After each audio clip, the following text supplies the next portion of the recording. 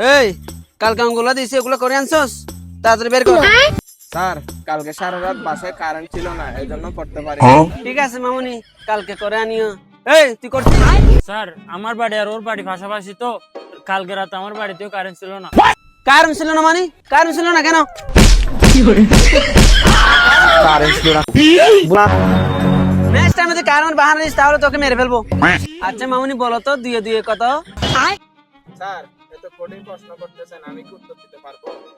চি চি চি চি এত কঠিন বলে 2004 হয় এটাও উত্তর দিতে পারতেছিস না। এই তোকে প্রশ্ন করছি তুই কেন বলছিস?